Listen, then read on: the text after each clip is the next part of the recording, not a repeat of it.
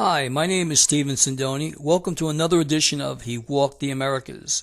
The stories in this series are from a book written by L. Taylor Hansen.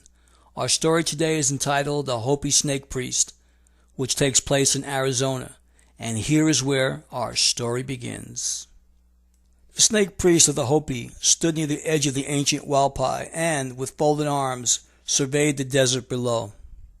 "Thank you for the condor feather. You say you got it from the great zoo? For us, it is a bird of legend." "It is that for all the tribes of the American Indian people," I told him. Behind him the old fortress upon the mesa top made a background for his figure, beautifully clothed in his native costume. His skin, light for that of many red-skinned people, was as innocent of hair as the cheek of a young child. That fact, with this beardless people, proved that he had no blood of white man. For a moment we continued to stand in silence. To speak too soon or abruptly would prove only that one had little breeding in the quiet, ceremonious world of the red man. So I continued to stare at the ancient mud-brick city, already old when the Aztec monarch first heard of white man's coming. "You wrote to me in your letter that you wished to speak to me of the pale god. Of those days now few men remember." "That I have learned. Yet I would put those days in a book for reading so that young red men will remember the ancients, the heritage of all you people." He sighed and glanced back at the pueblo. "Perhaps in your book you will write of my people, of their kindness, their old traditions, their peaceful ways, and their love of beauty. We belong here on the desert." "It is a wild land," I murmured. "It is our land, and without it life would not be worth living." "Ah, yes, the desert has a strange fascination." "A never-never land of beauty?" I said it was easy to believe in the fire god.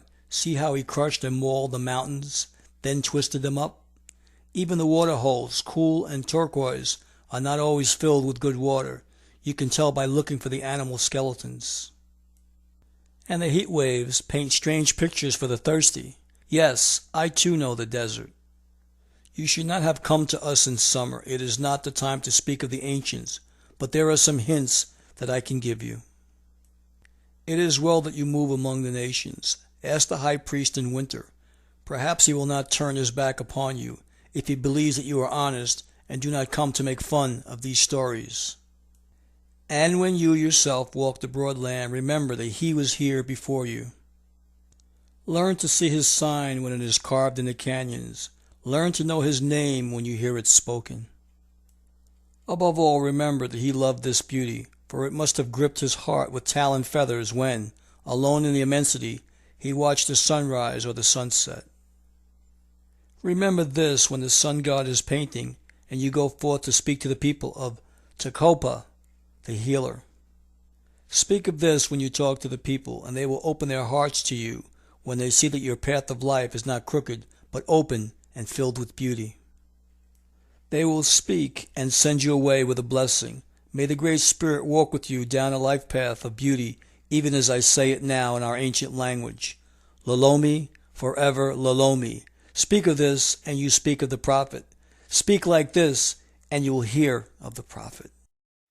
Did Jesus walk the Americas? Hopi legends say that he did. I'd like to thank everyone for watching The Hopi Snake Priest.